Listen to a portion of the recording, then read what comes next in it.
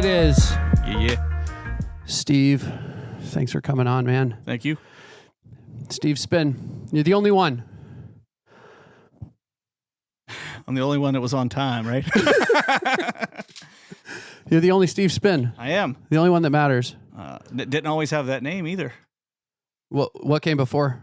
So there was DJ Steve that I dropped. It's very creative. When I started in high school, I was DJ Ice. Oh, now I like that. There was a million of those. That's sick. And I would have been made fun of by my peers if I was still DJ Ice. White Ice? My buddies from my or buddies from Black high Ice. Black Tan Ice. My buddies from high school still call me DJ Ice. It's funny. One of my German friends calls me Icy Ice or that's a good one. Icy Ice or something like that. Yeah, cheers. Cheers. So, yeah, I'm glad that you went with this one. That's better. Yep. You started really early, like I did. Before high school? Ninth grade. So my brother and I just always played radio station as kids. And What does that mean? We would make these cassette tapes from radio shows or whatnot and splice all these tapes together. We didn't have air conditioning, so we would plug in our cassette player and put it out the window for like our 6 houses. We lived out in the middle of nowhere, so we would like broadcast these mixes out to the neighbors. I'm sure they didn't appreciate them, but it was cool. With like boom boxes or something? Yeah, like our boombox. And then we even got our walkie-talkies out and like turned the channels to try to like play radio to see like if we would get any response back or whatnot. Like we thought that far ahead. It's wild. Yeah, like my earliest memories are doing that. Like that was like playing the tapes that you'd recorded off the radio. Yeah. Do you remember the channels or any of the jocks? B94 was huge. Listen to like John Dave Bubba Shelley in the morning on the way to school. I remember that. They were still on back then. We had, I think Whammo was 106.7. And I think the first mix show DJ I ever heard was on there. And I'm pretty sure it was Nick Nice. Cool. Wow. Yeah. Shout out Nick Nice. Amazing. Yeah. Legendary, right? Yeah. That dude is still doing shows. He is. I've seen, for sure. Like, I think QRX mentioned him. And so I looked him up and found a Facebook page. It was like, there was a flyer from Halloween. I was like, let's go. Yeah, he definitely has flyers. And then I remember Sean Nice was still DJing back then, and I'm friends with him now, which is crazy. My brother and I have a picture. It has to be from 1989. I don't even think I was in kindergarten yet. And in the background, it says like school dance for Halloween. We're in our Halloween costumes. And like behind the water fountain at Catholic school, it says DJ Sean Nice. Wow. On the flyer. It's in one of my albums at my parents' house. I actually have to put that online, and I've told him about it. He said, way to make me feel old, but yeah, that's heavy. Wow. So the music was kind of in your blood. Do you remember the kinds of music you would have been playing out the window? I was Janet Jackson, like the Rhythm Nation stuff was huge at that time. And it's a lot of the stuff I was honestly hearing at the skating rink. I was just trying to mimic whatever that guy was playing, as we always went to the skating rink as kids. Roller skates. Yes. Not blades yet. Not blades yet, no. Yeah. And they didn't allow roller blades at the roller none of my rinks, roller rink skating rinks even when allowed they roller dropped, blades. right? I was probably closer to junior high, and I remember like blades started to get popular, and the one rink did allow them, so I could wear them. You used to do more like roller hockey. That would be like, or like inline hockey. That would be like the. I played some pickup hockey here and there, like high school, college, but I was mostly a soccer guy. And then when I went to high school, my high school didn't have a soccer team because my school is so small. So they talked me into playing football. And I was like, all I want to do is punt and kick. I don't want to do anything else. But, like a small school like that, you have to do everything else. So my body probably isn't forgiving me for that. I wish I would have stuck to soccer. That's why you can't carry gear anymore? Yeah, my back sucks. It's the inflammatory diet, man. I've talked about this a lot. I talked about it. They interviewed me on Anybody Can Do This podcast. But my feeling is that all of the inflammation in our diet and in all the products we use, think about this, is how we brush our teeth. So in order to clean our teeth, we take plastic and we make little micro abrasions in our gums and then enter fluoride intentionally into our bloodstream by making breaks in the bloodstream in the mucous membranes with microplastics. Oh yeah, doesn't take much. Yeah. That's how people clean their teeth in America. Anything with a microscope can get in any microscopic hole in your body. So Wow. common sense would tell us that. Yeah. So, yeah, officially man. DJing though. Yeah. So what kind of got you past away from the jocks? Like what took you away from the jocks towards the music world? I never got away from it. So my brother graduated 4 years ahead of me, and academics were not his strong suit. I hope he's not listening to this, but so he decided, I'm just going to go get a job and I'll save up my graduation money and we're going to pull the trigger. I'm going to go and I'm going to buy DJ gear. So it was my freshman year. He was a year graduated at that point. This was when school first started that year. I had a football game Friday night, and I remember getting home and saying, hey, I just went to this place and I bought DJ gear. And my friend was a cheerleading sponsor, and they didn't have a DJ for the dance after the game that night. And my brother just bought gear. We'll do it. Wow. I think it was like $50. So I didn't play as a freshman. I was basically standing on the sidelines. Got home from school, loaded up my mom's car with the gear, went in the cafeteria, set it all up, got dressed for the football game, went out and stood for 3 hours or whatnot, hurried up and just ran in the locker room and just threw my football gear off. And then by then the high school dance was starting after the football game. What is a cheerleading sponsor? So this would be the person who puts together all the high school cheerleading routines and does fundraising. So as a fundraiser to raise money for the cheerleaders, they would sponsor the high school dances after the football games. This is the first gig. I wonder what the setup was like for that. So this was, you're going to laugh. I actually saw Alex Rivera still using these speakers that we bought 25 years ago. The same exact pair? Well, I'm trying for him to convince me otherwise that they're not it.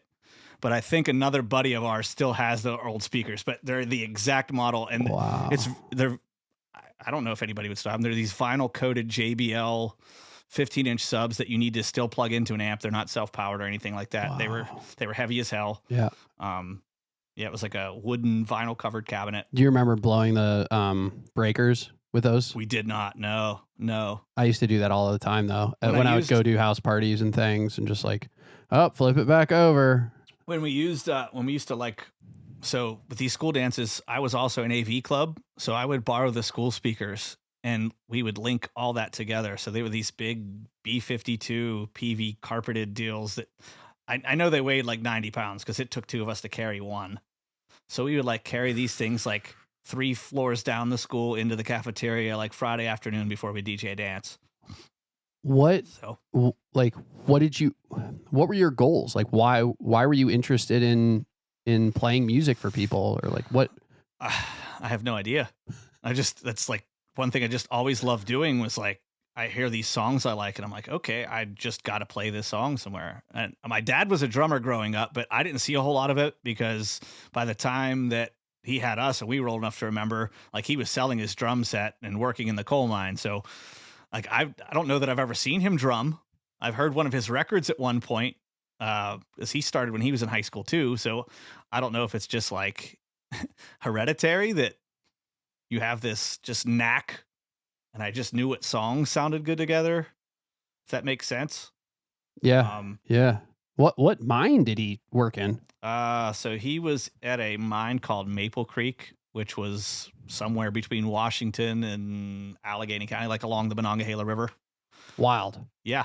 You've had some jobs outside of DJing too. Yeah. Still do. Still work full-time as a teacher and full-time as a DJ, and spend a lot of time on the remix production side as well. So and full-time as a dad. Full-time Don't sleep dad, on that. full-time husband. Yeah. It's what are you doing, man? Not sleeping. So just like every waking moment, you're just boom, boom, boom. And that's all I've ever been used to is running around. So a lot of DJs that come on here will tell me the story that if they manage to get away from the club, if they manage to get into corporate gigs and weddings, that they don't need the JO, that they're able to skip the 9 to 5. I don't need to do it. That's the nice part. It's that I still want to do it. If let's say a friend will call me and say, hey, would you want to come play with me for an hour and a half? I don't even care if I would get paid for that night. You know what I mean? It's still just fun. I still do stuff like that. Just love it, man. Just love it. How does it change your approach, though, if it's not your primary income source? Has it ever been your primary income source? I would say in high school, I was always one that had money to spend and didn't have to borrow money from mom. And I didn't work another job till I got to college. So all through high school, paid for my own car, clothes, whatever. I think we had like a track phone back then. There wasn't cell phone bills. So you know how it goes. You had the big ass Nokia. The brick. Yeah. So I always had like spending cash, but I wouldn't say I was putting money away for anything. And then went to college right after. That's the one regret I have. When I went to college, my mom was like, okay, I'll help you pay for a new car, or you could stay at college. And I was like, well, I need to get to work and all this stuff. So I was like, the car. But if I would have stayed at college, I think I would have DJ'd at college more.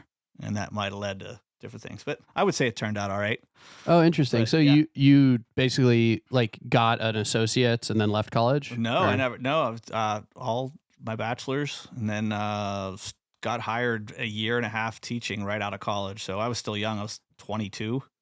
So you mean that you didn't live I at didn't college? live You at didn't college. live in I the commuted. dorms. No, I yeah, you were a commuted. commuter because your mom made you Yes, choose between yes. living in the dorms and getting you a car. Correct. And you wonder about if you lived in the dorms, what kind of connections you would have made, how you would have been looped in. What college was this? California, Cal U. University of Pennsylvania. Yeah, I remember an amazing gig Bonix took me to one time out in California, Pennsylvania. It was a wedding where they had so much money that they put glass over the swimming pool. Oh, wow. And people were walking across it while they had these big, beautiful colored balloons that were floating in the air at various levels.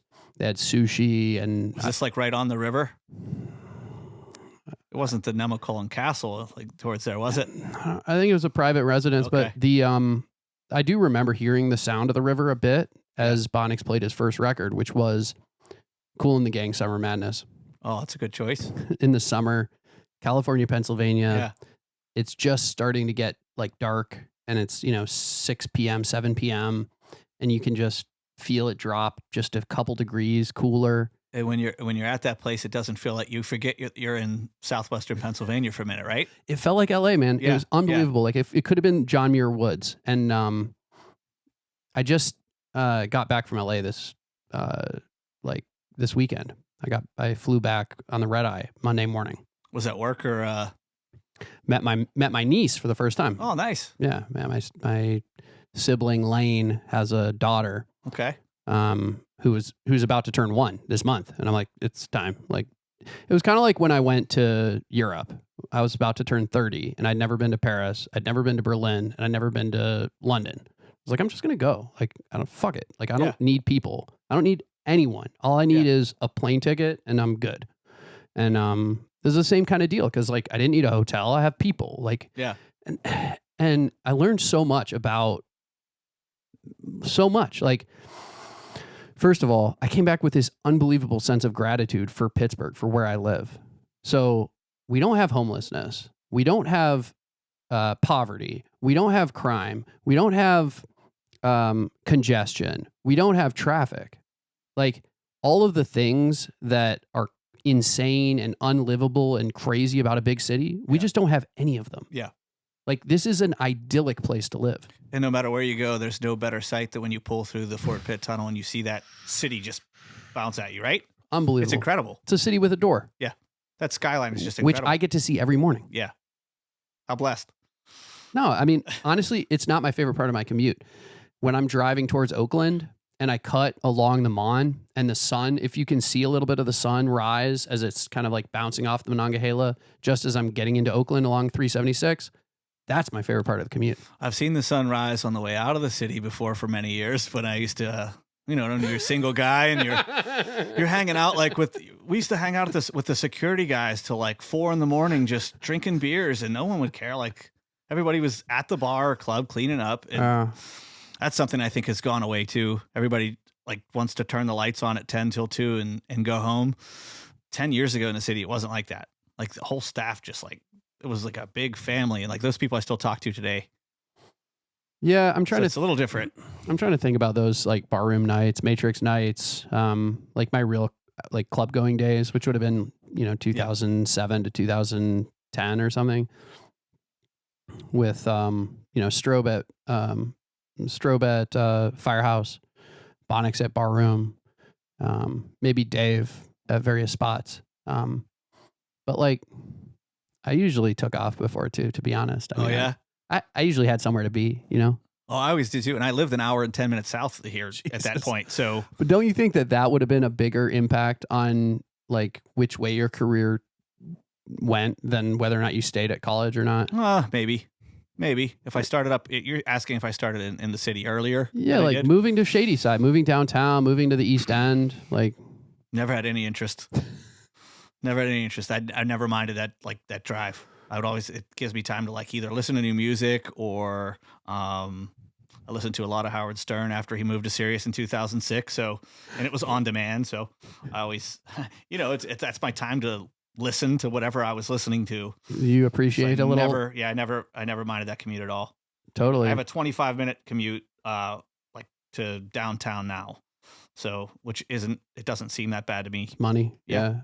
I love being close to downtown. I think that was the thing that I learned about living over here is, all of the kind of interesting things about the downtown area. I had never really been connected like that, even though I was living in Oakland for 4 years. We never went unless it was like a football game. And then it was straight up to the north side. Yeah. My parents sucked driving in Pittsburgh. So the fact that my brother and I know how to navigate 50 ways to Sunday, like in and out of the city, if there's a detour or something, is just unreal to me because they were terrible. I don't know where I learned, I guess coming to the Penguins games when they sucked back in the early 2000s. I guess that was probably my, this was before they got Crosby. This is before Crosby. This is between Crosby and Yager. There was like there's a little dark period where they were bad. So Lemieux was like 90s. And Lemieux came back. Oh yeah. To play with Sid. That's crazy. They were not good. They were. But that's what we're doing now, right? Is we're doing this kind of like old fogies, like reunion tour, just like letting the old men out there on the fourth line and that team hoping for the best. Well, when Sid came up, that team I felt like I grew up with because those guys are the same age as us. So I felt like I grew up with that team. So when they won in 2009, I was like, that's my team. Those are my guys. I followed them when they sucked their first 3 years in the league. Yeah. Now ticket prices have skyrocketed. And did you ever get to rock a game with Pete? I did not yet. I just saw him Saturday night, though. He should put you in, man. You're like a super fan, Penguin super fan. You come on time. I know that firsthand. Yeah, actually early. So Pete did hook me up with a sweet gig. We did Evgeny Malkin's charity game at RMU. Dope. This past fall, and it was super sick. That's really cool. Sports at work. If you talk to Dave or Pete, it's just your fingers on the trigger at all times. You're really just. I used to play some corporate joints for like Pirates. I still get some emails from like the PNC people. Like when I was here, I would get some work, and then Pitt put me in a couple times. I was like, Pitt Day of Service or whatever the hell it is. Like, you know what I mean? Like I played a few joints for them when I was like heavy in the radio game. So I played a couple, like when I was in high school, I was the announcer of the basketball games. I was doing the, like pregame mix. I would cut the pregame mix, which I still do for like people that hit me up today. Like my cousin's a head coach for a basketball team. She hits me up for a mix. Like my one buddy, he's a lacrosse coach, hits me up for a mix. So I do a bunch of those and no one ever knows that I don't put my tag or anything in them. Nobody even knows it's me. Yeah. So I was like, don't tell anybody that I do this. Well, it's worth talking about the mixes though, because that's actually one of the reasons I feel like I stayed in touch with your career over the last decade plus is because you were doing these running mixes, which were amazing. And then you did like, you do a lot of edit work too. Yeah. So I got out of that for a long time. And then, so back in 2008 or 7, maybe even before then, I linked up with, I don't know if you ever met Ben McMillan or not. So he was a radio DJ for the station I ended up working for in Morgantown, West Virginia, WVAQ. And he was one of the first guys that I met that was making these edits. When I started DJing, I was very naive. I thought these guys were like making these funky mixes live. I thought they were putting all these effects in and these beats behind live. They were all edits. I didn't know. So when I met him and saw how he was doing that, he kind of sat down with me, worked on Sony Acid, and kind of taught me the basics. I always knew like the counts and things and how to hit and what sounded good and what didn't sound good and how to keep things on key. So then in 2010, like just by dumb luck, Crooklyn Clan opened this Crack for DJs. It was kind of like That's right. a B-list record pool for young DJs to come in and like try to sell records, and then they would have like a contest. Whoever would get the most went to Crooklyn Clan. So I submitted, God only knows what mix. I think it was like Billie Jean and Temptations or something. And I remember getting an email back from Danny Diggs. He was like, "This is really good. Can you make pop stuff too? Send me like 2 other things." I forget what the other 2 were. And he's like, "Okay, here's how this works," and sent me a rundown. And back then we were getting like royalty checks from them. So they were paying. So wild, dude. Like, it's Yeah. so wild that DJs were getting royalties So 'cause from music. The composer that we can't have get no- royalty checks now. So that's what we're like. I was going to talk about this. Yeah. Crazy. Yeah, It's- tell it's me how wild. that works. Yeah. So you submit. If someone, the only way you're getting money, is if you're a big name and you're getting paid from like if somebody subscribes on your Patreon. So, and then Like Nick Bike is one that Nick I've Bike's been ex- very tempted to pay Yes. it for his Patreon. And then Like, I he's- love his mixes, but I'm just like, I don't know if I have, what is it, $7-10 a month yeah, just to throw at that, because it just starts adding up, right? Unless yeah. you're like a real working DJ and you're actually making and a the amount of significant chunk. and the amount of content you have to release. I don't want to feel obligated to do that. Like I want to do stuff not because I feel like, oh, this guy's paying me $10 a month. I want to make sure he's getting his money worth. You know, Yeah, I would yeah. feel bad if I just don't have the time. So when I put out stuff, it's meaningful and things that I think people could play or a useful tool that I'll share. So you're not contractually obligated with any of the pools anymore? No. Were you at some point? Yes. Which ones? Crack for DJ was Yeah. like we were not allowed to release anything else through anyone else. Yeah. So So once what was that the was on that contract? site- Like, what did they need? Like, what were their expectations and what did you get out of it? Royalty checks from anywhere from hundreds of dollars to I know a couple guys that were getting $1,000 a week at that point if they were a top seller. One of the top sellers for Crack for DJs went to Crooklyn Clan, and he's probably our top seller for HMC now. Beatbreaker, Yeah. he's huge. Amazing. So he was at it like back then too. Yeah. Discotheque, Beatbreaker. I love C-Flow. Do you C-Flow's play act- C-Flow's edits? I love C-Flow's edits So because good. I would make like these little 2-minute edits on my own, Yep. and then he put out these edit packs, and I didn't have to. So the amount of work that he saves every DJ, and if Crazy, you go right? through any DJ's crates, you're gonna find C-Flow edits. He like makes edits the way I DJ. So like I don't really care for the third verse unless it's really amazing, and then it needs to be the second verse. I don't even know what those verses sound like a lot of the times. Exactly. But he'll actually take that third verse if it's dope, if it's Yeah. better than the first or second, and he'll put it in there so you only get 2 verses, but they're the right 2 verses, and then it hits you with the hook and it's done. That's a big thing with Lot. like the programming with DJs too. So not only programming which song to play, if I'm playing a song a different way than somebody else is playing it, I could think of like Fergalicious coming in on a different hook or something. Like if you hit like, hey, check it out. And you hit that baby, baby, baby. You know what I mean? Oh, the bridge. Yeah, you hit the bridge first. No one else Mix into the plays bridge. it like that. They play it from the hook or the chorus first edit or, you know. So just playing songs a different way, trying to sound different. The best one the best example of that I have is from actually Ava Lounge. I saw Static Selecta at Ava, Nice. and he was it was during the N-word in Paris moment, and he brought it in on the bridge, which is just the dubstep breakdown. Nugget made an edit of that. Yeah, but That's he sick. did it live, and it Yeah. was mind blowing. Yeah. I remember the first time I feel like I heard those dubstep sounds, those wobbles, was like Britney Spears, "The World." What record was that? Till the World ends. Yeah, Till the World Ends, right? There was these breakdowns. Yeah. And then Will.i.am started putting out that The End album, I think it was. Mm. And that whole album was just geared to DJs. It was like, I think I'm a B. I'm like, what other group was putting out a transition record from like 92 to 122? He got it. Like he gets it. That's He gets crazy. That's crazy to think about, right? What other records are like that kind of are transitions within themselves?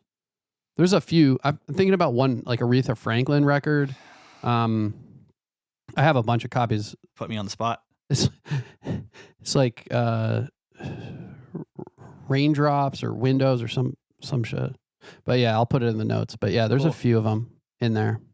Yeah, it's just crazy. But yeah, like the common goal with making edits and things, especially releasing them, like you could send them to all your buddies, which I do. I have a little email chain, or send them to the boys and say, "Hey, play this. Let me know how it goes." Yeah, thanks for sending me those. Yeah, no by the way. problem. Cool.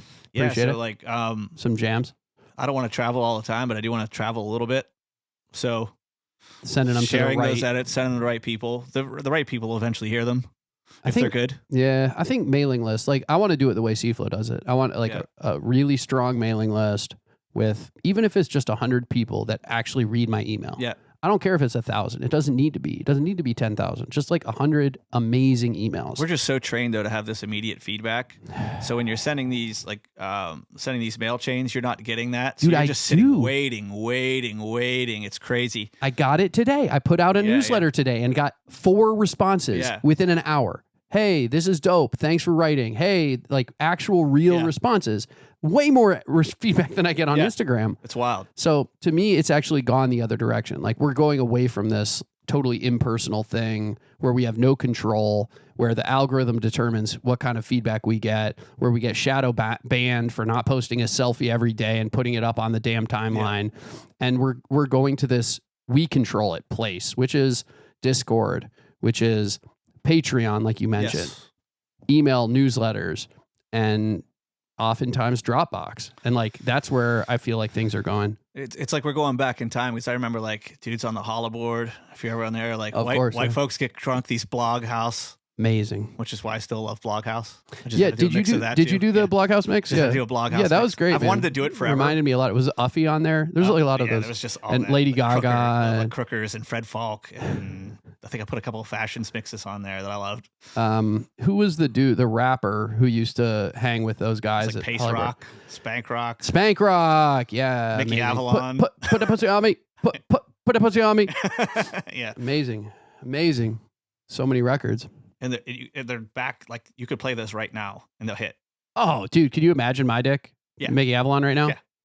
Boom. June, June, June, June. I mean, June, June. and that, June, like- June, Like Be More June, Club. June. Be More Club has turned into like Jersey Club now, and every single hit is Jersey Club.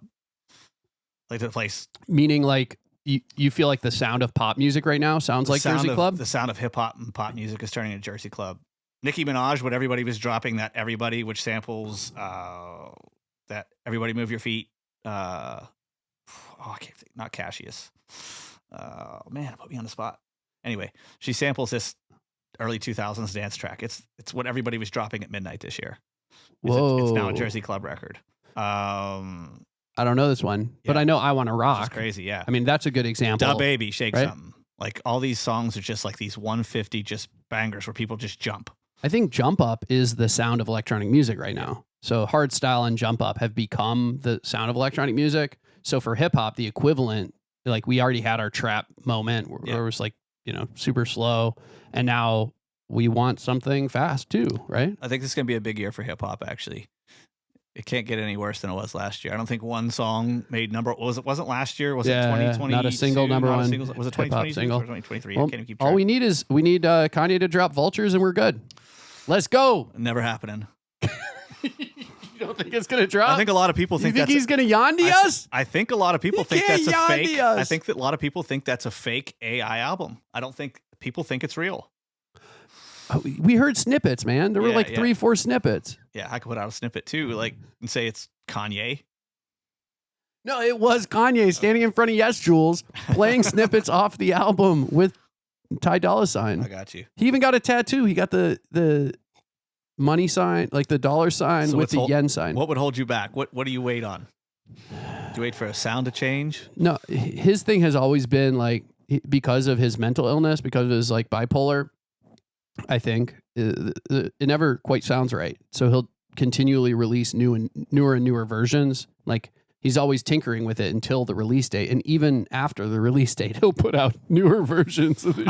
I suppose that's part of his genius. Who am I to say that he's doing it wrong? He's a genius. It's annoying as fuck as a fan. Yeah, I'll tell that. I'll But like say as that. someone who like someone who dabbles, keep it simple. Every idea that ever like hit or got popular or anything that somebody's playing is something simple, something that I spend these hours or days on. It just, I'm done with it. So true. I'm thinking about Licensed Ill. I just listened to that record again, like the simplicity of that record and just how it's just a guitar, a voice, and a set of drums. It's just unbelievably refreshing.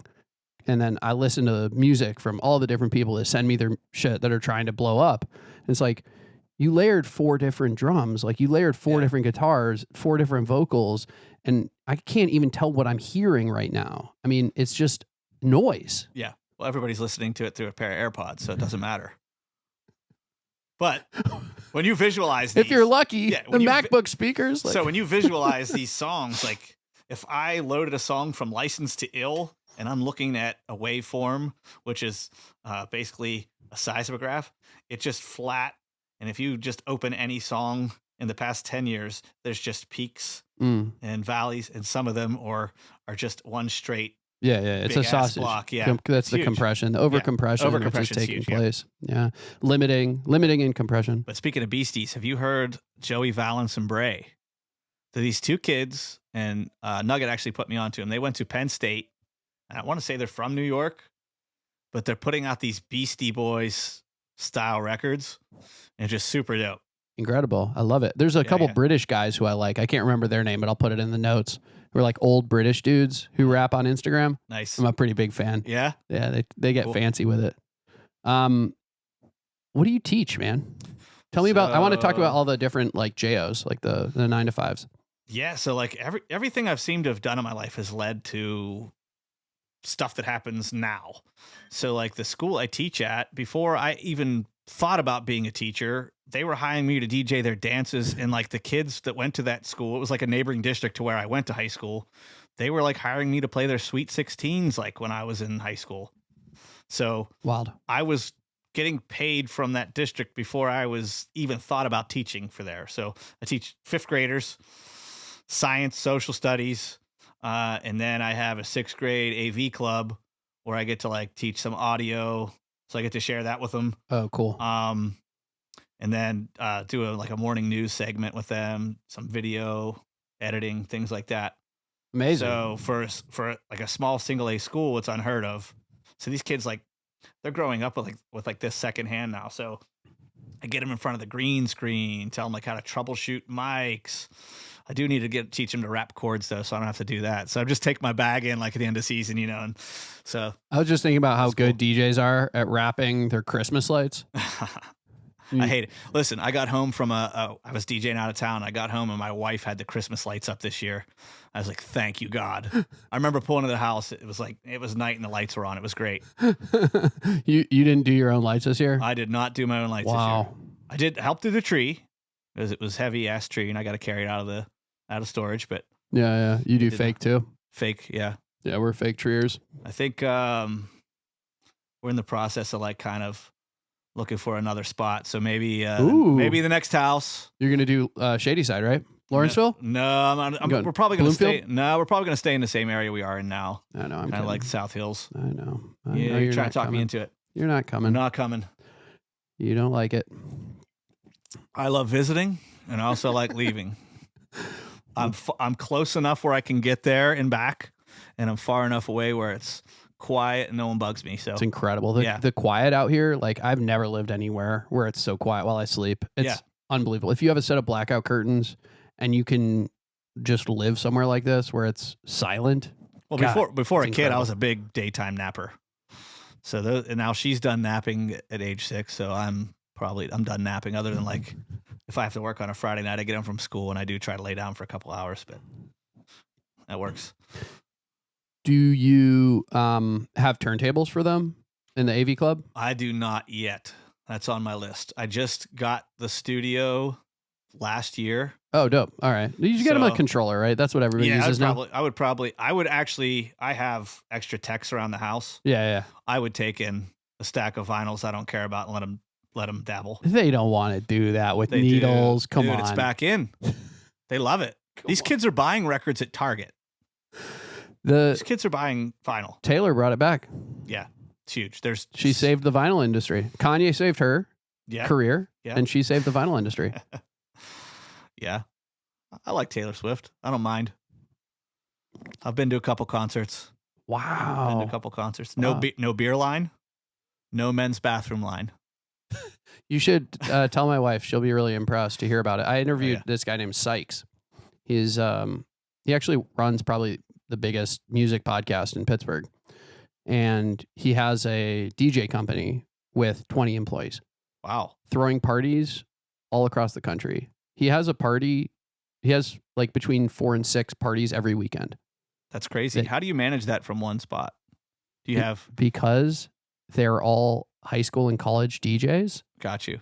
That aren't DJs playing themed parties. It's a Taylor Swift and emo nights. They just had that in Pittsburgh, right? Oh, he has them all the time. Okay. He has them all the time. Got you. Because it's huge. And I went on this other podcast, the Anybody Can Do This podcast, and railed against it. Because for me, it's like, dude, like, what about all my friends? Like, what about Steve? I guess you've got a 9 to 5, but what about like my other friends who don't, who want to work and actually put in 10,000 hours learning how to DJ? Shouldn't they be booked? Like, when I go out to dance, shouldn't I be looking for a name on the flyer? Why can't we just look for a name on the flyer? Why can't we ask, when we go to book our bottle service, who's DJing? Because they don't even put a name anymore. They don't even have a DJ listed because they don't give a shit and nobody else cares. No. All they want is, this list of 10 songs, 20 songs. Who cares how it's mixed? They don't have the ear for it. DJing is dead. I still think cities are regional though. If I would, let's say I'd go to Tampa next weekend, I wouldn't be able to play the same set I play here. So it's different. Interesting. Tell me more. So everybody's got this local scene. I think we're very fortunate in Pittsburgh to have, like, I could play Mac now. I couldn't play Mac 5 years ago, Mac in Tampa, Florida, and it go over. I could play the Spins now in Tampa and it would be okay. But music's still regional. Vegas is always going to be Vegas. What's Vegas? Big. They're still in the big room. I think they might be transitioning now into something new. I don't know what that something new is, whether it's weed lounges. And if that's the case, I think you're going to see a resurgence in what's getting big in the lounges now. Like in Pittsburgh, we're playing like 90% of my gigs. We're not in big clubs anymore. We have three nightclubs in Pittsburgh. Avalon's back, baby. Avalon's back. Let's go. Diesel. Yeah. Long live Diesel. Long live Diesel. I miss Diesel. I like the decor best in Diesel. That was the best the place looked. I loved the chrome. What's that? What is that hammered steel plate called? Like, what is that stuff? I don't know. They had the whole toolbox. Yeah. They had the whole club decked out in that like grippy steel. Whatever WWE uses for their wrestling ring stairs, that's what it was. Galvanized tool chest. The whole club. If they had Craftsman. Fucking tool. They had Craftsman put on it. It would have been amazing. Yeah. So they're gonna try again. Yeah. I guess. And then there's the spot that was Rax in the South Side, the old venue that's called Enclave now. Cavo. And Cavo in the Strip. And what else is there? That's it. You could like look at Flats or Jimmy D's or Tiki Lounge and say they're nightclubs, but they're those bars are lounges at most. Yeah, they're lounges at most. And then like I said, 90% of my gigs now they're like they serve food in the daytime and have it 8 to midnight or like a brew house or something like that. What about the cigar bar? Cigar bar's fun. So I'm playing like loungy R&B, Afro beats. Whoa. Yeah. Stuff that DJs love playing. Yeah. And you know how it feels to play to a room of DJs. You play like you're playing to a room of DJs, but the people there are knowledgeable. It's cool. To your shit. That's cool. They'll call you out if you suck. Whoa. So like in my experience, I've seen guys fail there. And like I don't look at it as a high pressure gig at all, but I've been doing it a long time and that's just like what I like. But yeah, they'll be anywhere from a fresh 21-year-old in there to like 60-year-old old heads. They're like, how you know this music, white boy? Like they look at me like, Because you grew up on Motown. Yeah, I tried to explain. I was like, grew up at a skating rink. Like, oh, okay. Your folks had records. Oh, we had the big chest stereo. It was just that's probably has a lot to do with why my brother and I played radio station. That chest stereo was just on all the time. They loved music. Loved music, yeah. Your mom loved music. Yeah. Always like we'd go on like to the mall on the Saturday morning. At B94 would be on or whatever cassette tape we had. So it was just like all the time. Just crazy. This being one that I owned.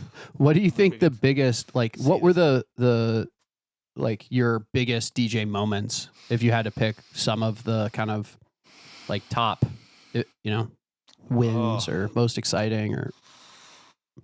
I don't know, man. I've just done so much shit that like when you put me on the spot, like 23 years or whatever it's been, it's just a long time. Like, but I would say this year, like I do this all white event, Dinner and Blanc, and like just seeing 1,000 people all in white with Pittsburgh as my backdrop. If you would have told me 23 years ago, I'd be playing to 1,000 people. It's amazing downtown in Pittsburgh. I would have thought you were nuts. Like, did you organize it? I did not. So it's a company. Well, it's a national. I don't want to say it's a company. I believe I can't tell you where the fund goes or if it's charity based, but it's this national French company, Dinner en Blanc. Amazing. So every major city does one. It's a pop-up party that you're signing up in tiers. You have to be a member that's attended before to get the first invite. It's like Movement Festival in Detroit. Round 2 has to be an invite from those in tier 1. Yeah, that's so smart. Yeah, it's amazing. That's genius. So they get the same people attending this party, and then they can invite new people as they filter in and out. It's amazing. So yeah, so the organizers from this year, I think they've done it for like the past 10 years, and this was their last one. So somebody else is going to take over this event, and I couldn't imagine the planning that goes into it because these people have done an excellent job. They're amazing. So I loved working with them. I know Nuggets worked with them. Midas has done a few. He'll be on this month. Oh, awesome. Yeah. I'm gonna tell the story about how I fucked up one of the weddings he gave me. Oh no. That's pressure. You were talking about that too, about how when you put somebody else on, it's really a reflection of yourself. It really is. It's very much like you're putting your own reputation on the line when you recommend somebody else for a gig, which you have to do as a DJ. I mean, you're always going to have. I definitely have a overbookings. list.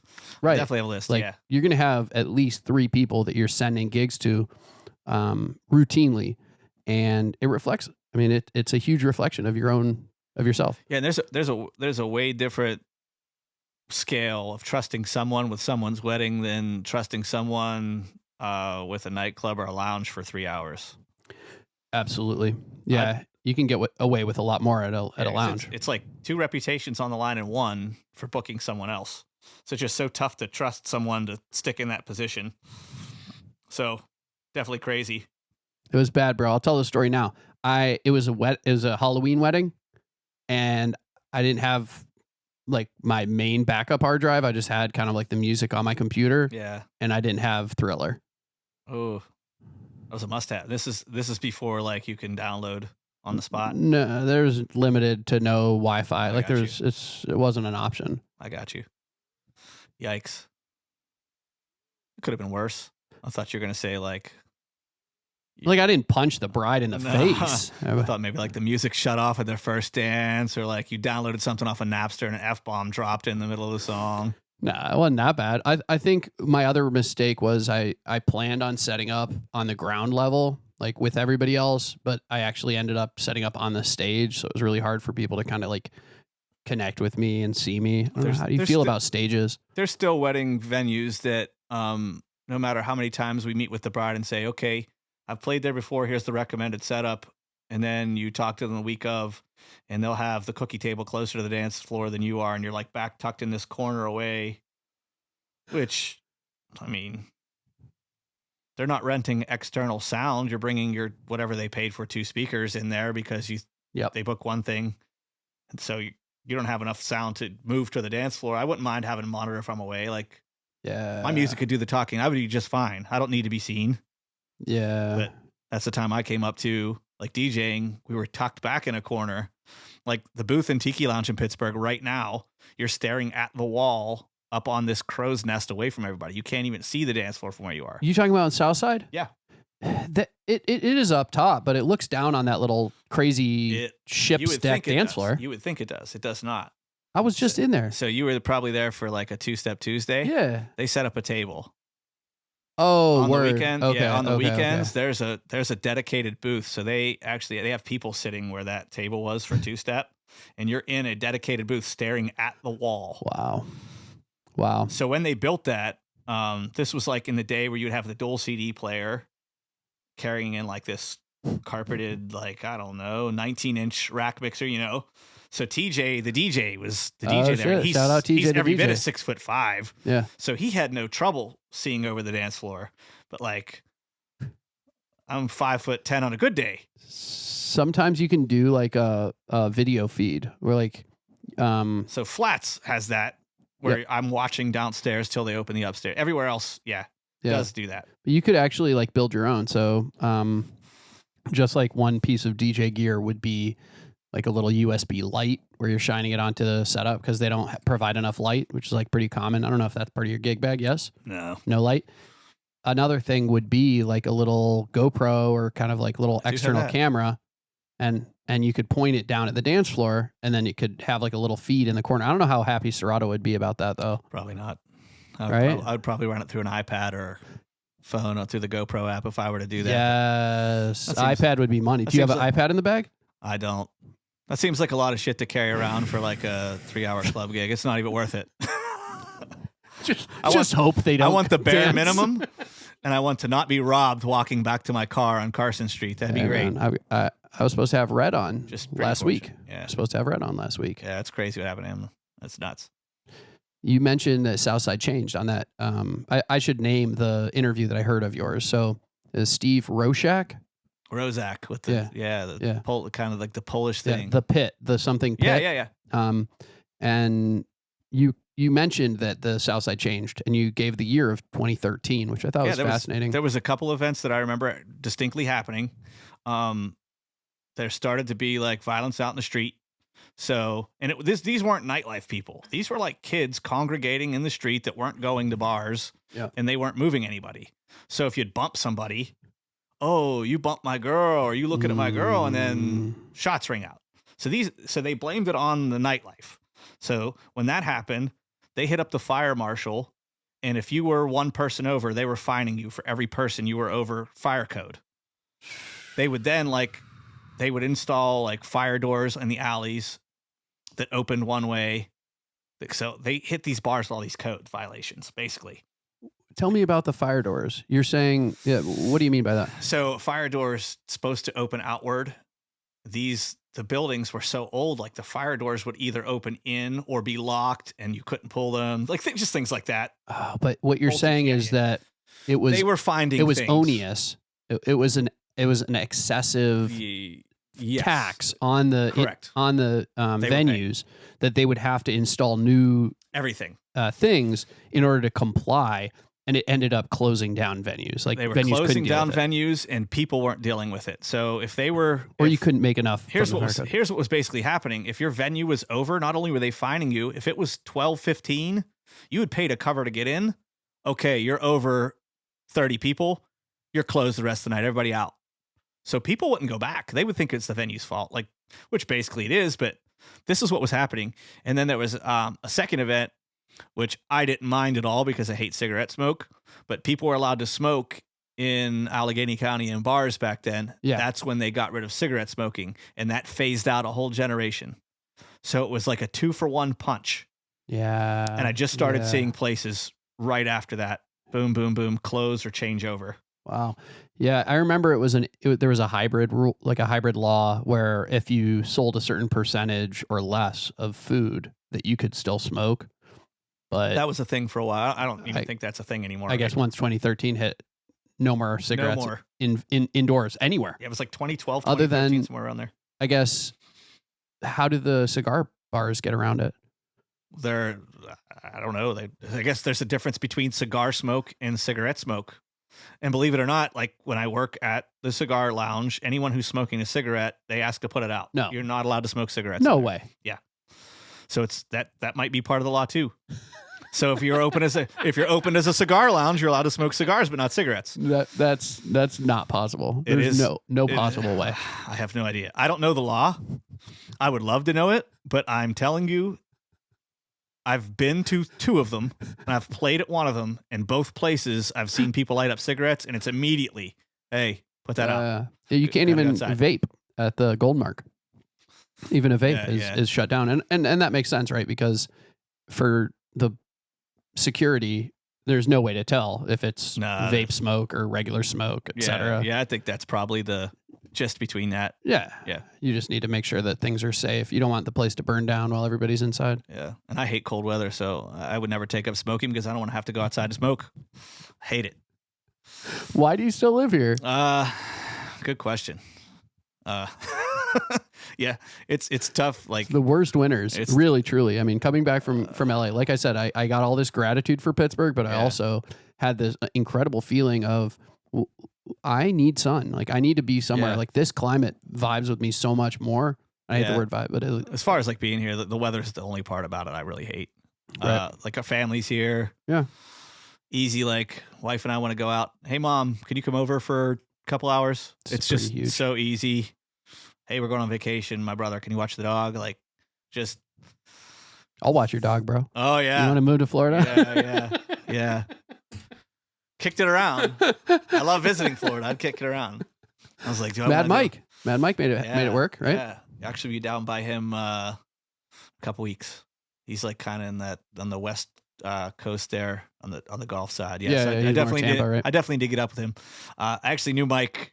I met him like through my radio station contacts. He went to WVU. So when I was working for the radio station, we would do remotes, and I met him in the clubs down there, and he was awesome. Like, dude's the best time ever. Dude, I'm a Just really a big fan. genuine dude. Totally.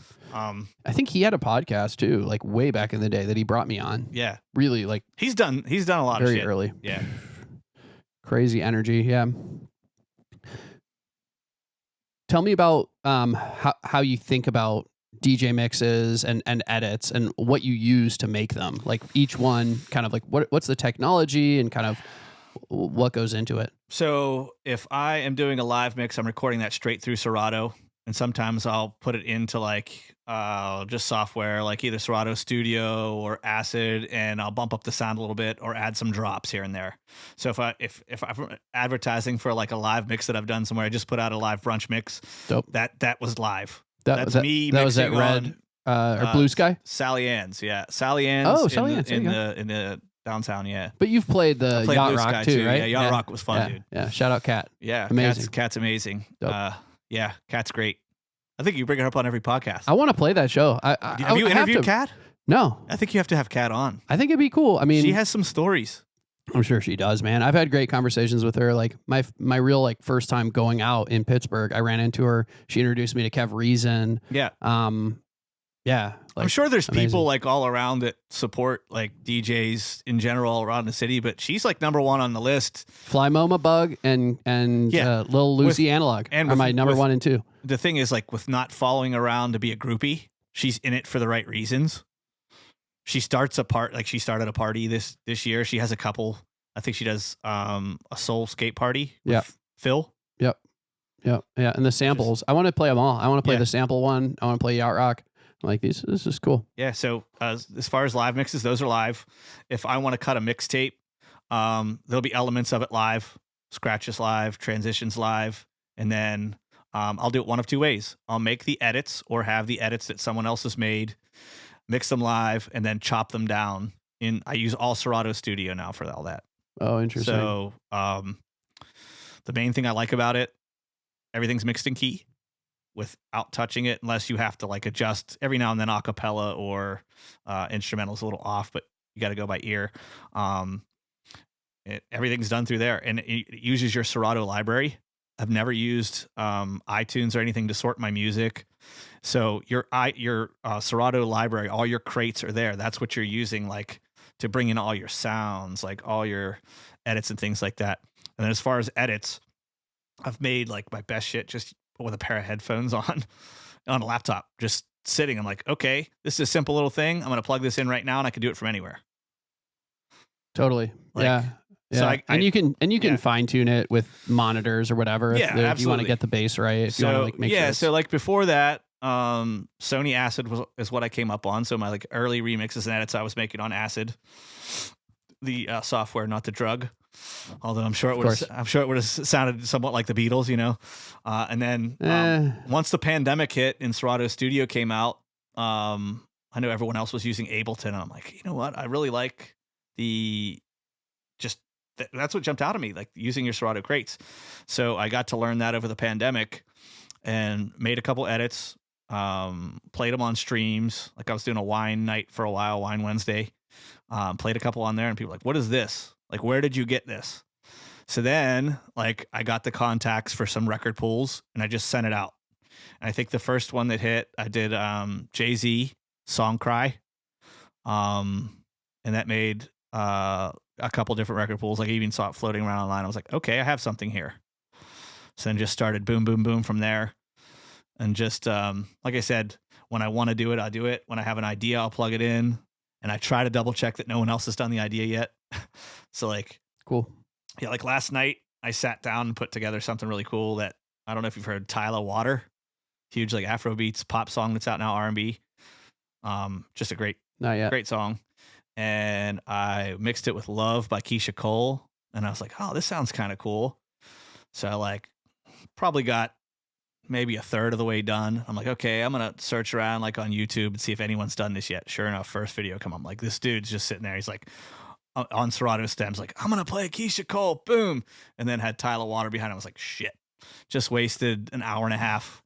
So that happens. Like I'm sure there's a lot of plagiarism out there, but I think a lot of it's unintentional because there's just this huge concentration of music to go through now. Totally. So. Yeah. I wonder, do you like when you're trying to find the right song to mix with, do you look at the keys and the BPMs and everything? Like, keys the first thing I look at. Yeah. Try to find something. Song structure is another thing. And then I always like, I can break something down and add extra 4 bars if I need to here and there. But keys number one. Sometimes I'll change the key of the vocal here and there. Yeah. But yeah. But if you adjust the key without adjusting the tempo, you lose quality. Not on Serato Studio, and that's another key. So when I was in Acid, I would hear the muddiness. Yes. I would hear that either click, pop, jump. Yes. It's so smooth, dude. Really? Like they have a better algorithm? It's something. It's incredible. Yeah. Yeah. The only lossless way to do it, right, is to actually like do it just like you were doing it on a turntable. Manual, yes. Increase the pitch while you increase the tempo. Yes. There's no loss of any fidelity in that way. That's what when I used to do it with Acid, I was like, transition tracks were really tough in there because when you're bumping that up, it just did not sound good. Like the idea was cool, but I would almost have to do it 2 ways. I would have to like lay down track 1 in Acid. Yeah. Do the transition live on a turntable, plug that in and kind of copy and paste and splice, and then do the ending back in to software. Now it's a one-stop shop. Yeah. It's just, and then with Studio as well, if you have any Serato hardware, I'm looking at your Rane 70 right now. Yeah. You can plug in your Rane 70 and you can play your pads on your Rane 70 like you would an MPC, and you can, instead of painting in beats. Does it record everything like the way that Ableton Bridge used to? Do you remember that? Yeah. It would record every movement of every fader, and you could actually see it in Ableton and readjust it if you didn't like the curve of the effects or whatever. Yeah. The mastering's not great in it. You almost need to put it like back into SoundForge or something, whatever you're using. But that's the one thing that I would probably add, but it's still its infancy. That program's 2 years old. Wow. And it's just incredible. Wow. Yeah. Serato Studio. Dope. Big fan. I'm going to check it out. Yeah, for sure. But expensive? No more expensive than Club Kit or whatever else. Yeah. A couple $100 and you're done. Yeah, it's like, figure what you spend on a record pool, like it's definitely worth it. Are you part of any record pools, or how are you getting your MP3s? Mostly record pool. And then there's a couple secret shops out there, a couple little sneaky places. Like as far as checking charts, Spotify, Apple Music, seeing what's popping, and like asking DJs, okay, what are you playing here? Like what song is going on for you right now? Like I said, some things don't hit here. Like some of that new Travis Scott I've tried playing here, and they're like people in like Chicago are like, oh yeah, that song I play like at 1:30, it's like the biggest song. Like I can't play it. Like I play it here in crickets. Yeah, Pittsburgh's So, unique. yeah, Pittsburgh's yeah. definitely unique. Like you can play old shit here. What was the big You could always conversation? play, you could in- always play old shit here. Always. the big conversation on 5 on 5 podcast about I don't know if you ever needed this, but it's all about no hands. Like the Just heard that. dude is I think mad. I just heard somebody say it. I Yeah, must have dude seen a is clip. mad as hell that the opener played no hands. Yeah. Before he went on. It was DJ XL. It was his tweet. DJ XL was mad that the opener played no hands. I can agree with that, but I probably would never bring it up because Excel's an excellent DJ. His program is really good. But like, if I get burned, I'm gonna find something else to fit, and I don't give a shit about playing the song again. Hey, that's the best point right there. If it hit that hard, Bonix and I have talked about this. I was like, where does this rule come from? Is it there's all these unwritten DJ rules? You can't play a song 2 times one night. Like Bonix and I talked about it. It's like the hell you can't. I saw Jay-Z and Kanye, The Throne, you were at the show? and they played Paris 8 times in a row. Yeah. Yeah. You were there? People were dancing in the aisleways. Yes. Which venue? PPG Paints. PPG Paints. Holy shit. So our seats were excellent too. We were like, we're behind where the hockey goal would be on the upper level, Yep. along the rail, first row. Were you just as hype on the 7th Oh, time? It was nuts, dude. Nuts. There's no dip at all in, just in doing- how hype you were? He was just doing again. They would get to like the Kanye verse. After Kanye's verse, Jay-Z would go again. Boom. The one thing that was tough about that show, there was no opener, but the music they were playing was like they were just playing like slow soul music for 3 hours. Like And they came on late, I'm sure. they came out super late. Super late. and the it's- only and thing it's they did was Pittsburgh. play Paris 8 times. Yeah. Jackson. Great show. Tyson, Yeah. Jordan. Game 6. What would be up here if we didn't have like all these lyrics and song data and BPMs and who sings this and the Milli Vanilli girl, you know it's true that you have laying here right now. If like we didn't know that song. I haven't talked about this on the podcast, but I've actually become aware that I have some kind of neurologic process or problem Because you're Where- some sort of brain doctor. where I hear music in my brain 24/7. You click your teeth when you hear it to try to play like the beat. Sometimes a little, yeah. Yeah. Yeah. Or like when I'm not asleep or listening to music, there's either like a 2-bar or 4-bar loop of something. And it's usually pop music, like Yeah. the catchiest part of the song. Well, it's crazy. My 6-year-old has it. She has it. And she remembers this. So we'll hear a song in Target and she'll be like, "Dad, that's that song we heard last year in Target. Do you remember?" And she's correct. And she could tell you who sings it. I've only told her one time. So she has it. Wow. So for what that's worth, I was talking about like my dad being a drummer, Wow. being hereditary. It's crazy. I know Alex Rivera's dad was a DJ. Yeah. And Daps. Dap's dad was, yeah. Yeah. Crazy. Both from New York. Yeah. That's who's coming to snake our gigs. Just these New York, like these New Yorkers. DJ babies flying in from Brooklyn and just Yeah. taking all our work. Now we have to be teachers and neurologists. Yeah. They're really good though, so I don't care. And Alex, even though he's finally 30, I think he just turned 30. Yeah. He's like the baby. We still, I totally agree. I have a lot to learn from both those dudes. Dap put me on one of his parties recently. It was cool. It was fun. But I forgot my computer charger, so that's probably why he hasn't called me back. You got to bring at least 2. I think there's like backups are pretty important for DJing. So my controller, apparently Pioneer outsources like through this electronics company, so you can't order extra parts through Pioneer. You have to go through whoever deals them that makes the parts. So to get an extra power supply, I was like, it's not like a 3-prong. Yeah. What is it? Like a little AC adapter? Yeah, a little AC adapter that's for my miserable. controller. That's terrible. Yeah, it's like that needle could like Pop right out. Yeah. You know the So- best one is my 56 back here. Do you remember the power supply on it?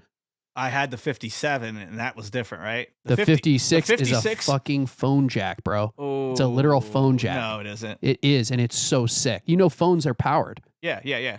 This thing has that as its power. I had no idea. Yeah, it's impossible to get though. So I had to actually get it on eBay like a decade ago for 150 A bucks. club I used to play at had the 56. That was the install. So sick. It's one of my favorite mixers, and I'm actually really excited to have it like as my party setup for my home. So whenever I have like a entertaining space, Yeah. I'm gonna have 45s that people can just grab and play I'm trying to with a I'm 56. trying to figure out what the disconnect was because the 57 was laid out similar, but the sound was different. And I thought the 56 was more buttery, if that makes sense. It's one of my favorite mixers, man. I have the up faders, like the joints where it switches from what do those things switch from? I think they switch from like analog to digital so that you can play CDs or turntables, maybe. There's a switch on the back, isn't? Yeah, there's probably a switch. No, it's Phone online? it's right here, and there's Oh. like two little up faders that you can push them Oh, up. You're right. You're right. But I have them turned a little bit because I took the fucking thing apart so many yeah. times. I was just like, I'm gonna just fuck this up, and so I have them angled 45 degrees out, so mine go instead Nice. of. So you've opened up mixers and cleaned them out and all this. You have to. Okay, You okay. have to. So I bought this. PDC now has this mixer, by the way. I had the Vestax 05 that I bought third hand. Third hand, mind you. And I know the dude that sold it to my dude Yeah. was into some shit. Uh huh. So I'm like, okay, this is sticking a little bit. I'm going to open this mixer up. So I open. So the it was built it had two different trays on it. So it had the top, what you would see with all the paint on it, with your fader things and all that. So you'd take that piece off, and there'd be another black piece under it that you pull off, kind of like a sleeve, like underneath the turntable. I think it was probably for vibration or something. And inside the mixer was just like crack or some shit, like cocaine, just powder everywhere. I'm like, holy shit. I'm like this kid living I'm like a 20-year-old kid living at home. I'm like, holy shit. Like straight in the vacuum, didn't. You didn't. I wasn't partaking. You didn't no. check? No, I did not check. I didn't taste it like they do in the movies. Like, Yeah, a little gummy. Check. What do they call it? Nummy? Yeah, no, Nummy. Yeah, I didn't rub it on my gums. It was probably asbestos, dude. It kind of had the yellowish tint to it. I don't think it was asbestos. I can't feel my face. Yeah. What he said, well, yeah. Lil Nas X has a powerful dream. Yeah. Yeah. I wasn't talking about the funny part. I was talking about the part where he said you think about you're living in, you got to like, how do you put it? You're living in someone, you don't realize Yeah. you're living in someone else's dream. Oh, I love that. I love that. I think that's so true because, the way I conceptualized it as a kid was like, I'm the only real person. Everybody else is an angel sent to test me. And it's this incredible egocentrism or self-centeredness, which we all have. You don't get it till you get older, though, really, when you have experience, I think your experiences. at some point you realize that everybody is just as real as you are. Correct. Every other human being on the planet has motivations, desires, wishes, and a soul. Really is the way I conceptualize it. Is like they all have a soul. Everybody has a little bit of godliness in them, except for the dude who checks me out at the Macy's in South Hills Mall. That dude, I am confident he is a non-player character, man. Yeah. I don't know. There's something about him. It's the way he greases his hair, the smile, the fact he never gives me a discount. Why do you keep going to that counter? Is there only one counter? There is. Isn't it 3 floors? It's 3 floors, and you keep going back to the guy. So you're the problem. Here, I'll psychoanalyze you. Brain man. Hot water burn, baby. Yeah. All right, the way he graces his hair. What else could possibly be wrong with this? It's his smile. Something about his smile. And the fact he doesn't give me a discount all really upset me. And he's gonna listen to this. No, he goes, I don't just give discounts away. You have to use your Macy's rewards, dude. I was heated. I wasn't happy about it. Who are the DJs either in Pittsburgh or really anywhere that you've looked up to from the beginning and then now? Who are the people who inspire you and continue to inspire you? So first of all, there was growing up in we grew up in a small community. I'm sure you've talked to Nugget about Slickville. Yes. Nugget and I have this parallel life where he grew up in this small coal mining town. I grew up in this small coal mining town. And the fact that we like, there was no internet back then. We had basically MTV and local radio was like it. The fact that we knew like all these hip hop artists and shit and brought up on that, and like it's just crazy. Like naturally, like the Jazzy Jeffs of the world and like Kid Capri, I always knew who that was. Like Nick Nice was the first dude I probably heard on radio, and then we had this group of brothers like that DJ'd the local high school dances, and they mixed songs together. Like they were the first guys I saw mixing. And then Ben McMillan, I mentioned earlier, he's now a wedding photographer. Who says it's less pressure than DJing weddings, by the way. That's dope. That's dope. I love that. All their work's done after, Yeah. You're doing all your editing after, but yeah. Like all those guys, Dave Plavy, whose parents owned the under 21 club I used to DJ at, like put me on early. Like our small town, like all our local high schools would congregate to this under 21 area, which was like the shit. I bet. Like it was just crazy. So like those dudes, AM, like, right? Like AM, crazy. Yeah, absolutely started it all, right? Yeah. I mean, in terms of like the Bloghouse era, just having this idea that a DJ could be a superstar. And then like seeing these larger than life personalities, Lacey Neff, who was our program director at WVQ, he's since passed away. Great dude. He just had this crazy, just nobody had a voice like him. It was like Fergie and Jesus mixed into one. But he was like this crazy voice, and just seeing him, you knew he was somebody. He walked into a room and he was somebody.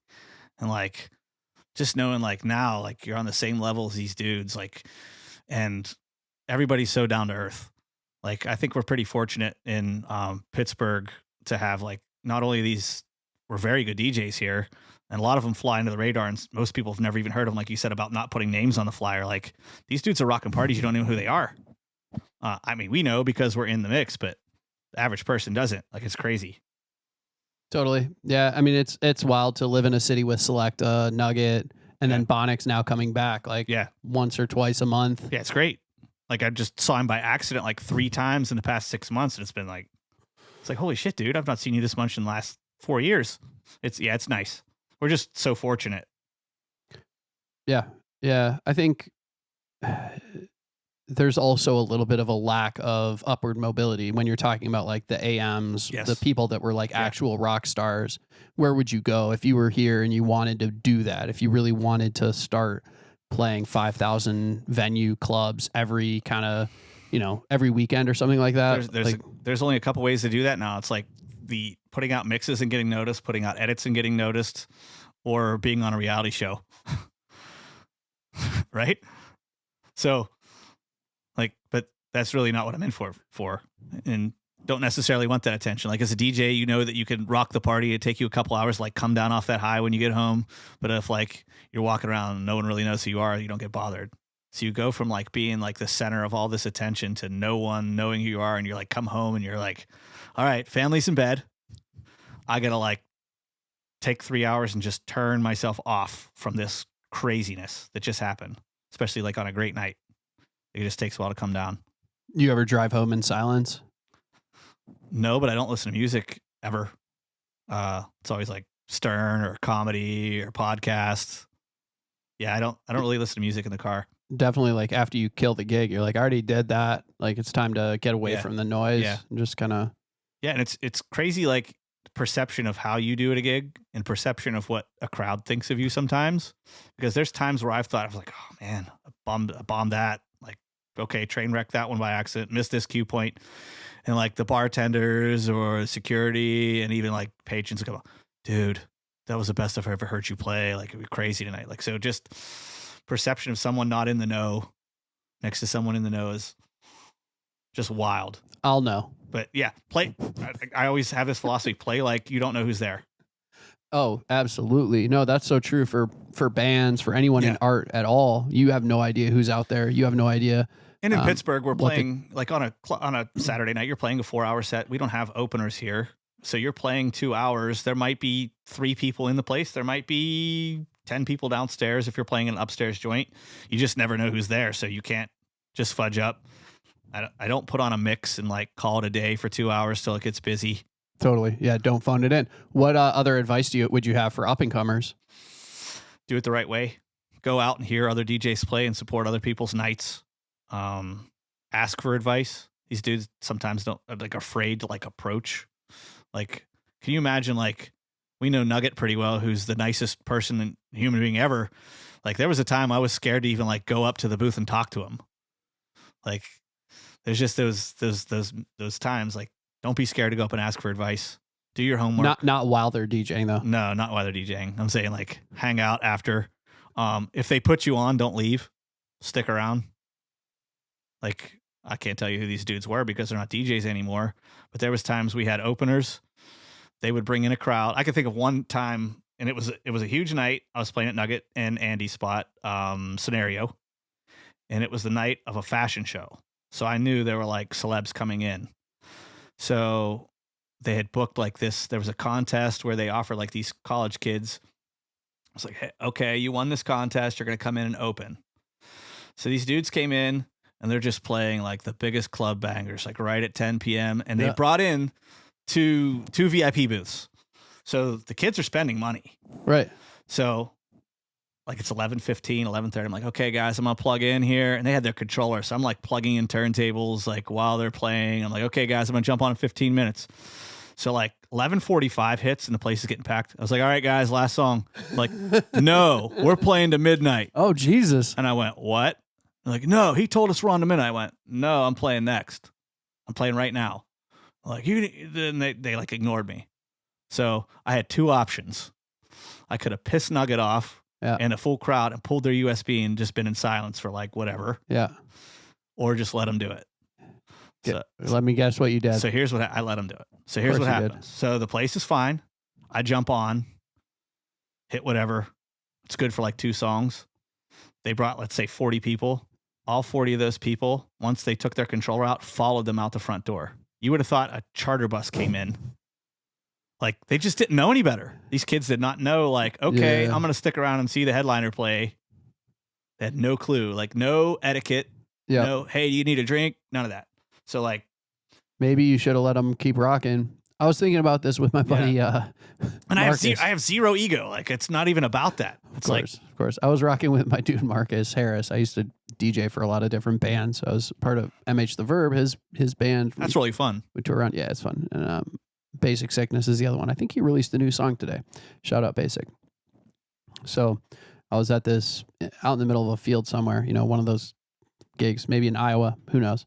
We were DJing. I think it was probably Erie, actually. I think it was Erie, Erie, PA, for the Roar on the Shore. So it was like the same weekend when all the motorcycle people come. That's fun. Maybe March. That's a fun crowd. Yeah, it was an amazing time. We were out in the middle of the woods, like cool little venue, little dip. It was like with 814 Bass Crew or whatever the hell they're called. I don't remember the names of all those guys anymore, but we were DJing and like doing our thing and people were jamming. But then like at some point during my set, I just noticed people started turning around and like we're facing the back. And I'm like, this is so weird. Like I've never DJ'd for a crowd where people are just like not looking at me at all. But then it was like 100% of the people were looking away from me. And I had my headphones on and I kind of like take them off and I look up and a truck with a flatbed had pulled up with a complete full band with giant speakers. They were playing. That's much worse. Fucking sick ass. You're set, kidding dude. me. I was just like, I guess my set is over, bro. That's almost unbelievable. It was crazy, man. But it was like very like Jamaica sound system culture, right? It's like if your sound system is smaller, you're gonna lose. Like like that is what it is. And that's a great story. Have you ever told anybody that? No, I never told that one ever. That should be number 1. It reminded me of when I was at Bonnaroo and Das Racist had everybody turn around. They were like, all right, for this record, everybody's going to face the fountain.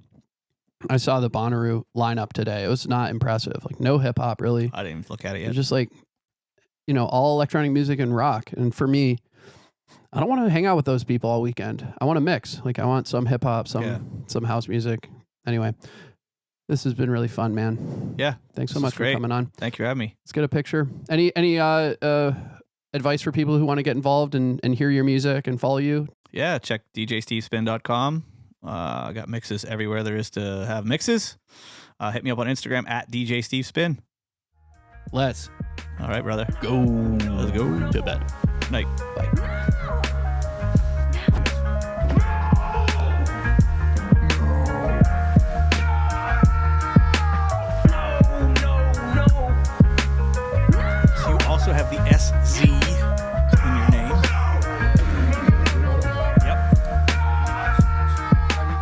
Rozak.